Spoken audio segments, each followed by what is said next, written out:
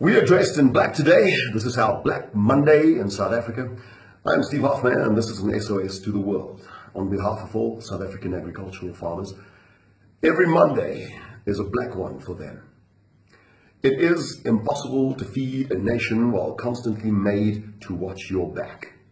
When the calls come through of attacks, a daily thing now, farmers drop their implements and they rush home to see if it was their family, maybe their friends, and their neighbor. And if not, they thank God that it wasn't their turn that hour.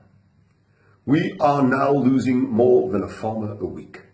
Well, in Canada, the UK, Europe, and Australia, your murder rate is 2 out of 100,000 in a bad year.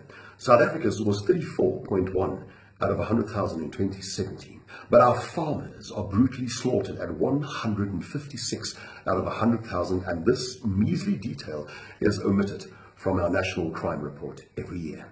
We, who should harvest, stand in cemeteries over weekends. We who should sow have become a nation of mourners. But it's not just the numbers, it's the type of brutality, unheard of in a modern world. We South Africans could have been the model example of a peaceful democracy. Well, the world thought so too 20 years ago. But then it turned out that our government governs like terrorists. The world disappeared. The world subsidized these terrorists. And now that we are terrorized by a dangerous, inept one-party state, now that our presidents, all of them, Nelson Mandela, Thabo Mbeki, Jacob Zuma, sing about killing minority South Africans, now that we are the murder and rape capital of the world, and now that our farmers are slaughtered at 5 times the national average, and our national average is already 5 times your murder rate. Now the world has deserted us. Our murder rate is abnormal even for countries at war. And why can't we fix this from the inside? Many reasons. One of them, 80% of taxpayers in South Africa do not even vote for this government.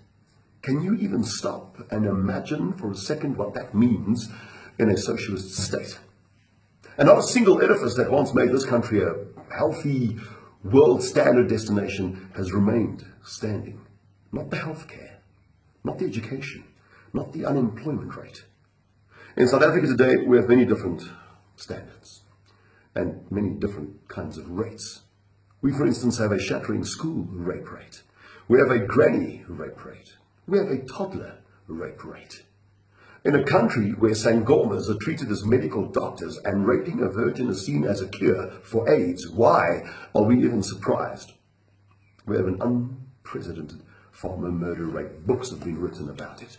I appeal now to our 800,000 expats who are now successful citizens in other countries with access to mayors and ministers and senators to relay this cry for help and to not forget us in what could have been the most beautiful country in the world, South Africa.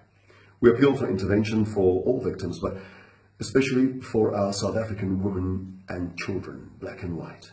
And then for the single most dangerous job in the world, that of the South African commercial farmer.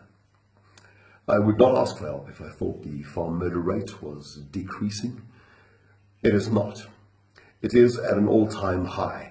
It is more brutal than ever, and there seems to be no will from the state to do more than pay lip service to pacify the world. Our farmers are a small minority, and minorities count for very little in African democracies. This small minority asks of you today to not be fooled by the state and the silence from the state. If you can't hear a scream, it's because maybe there's an ocean between us.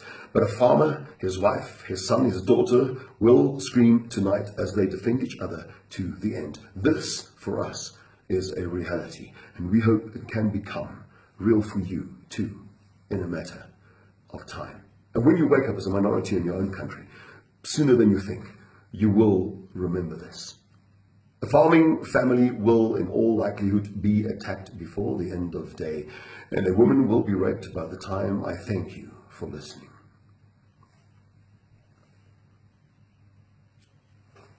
I thank you for listening.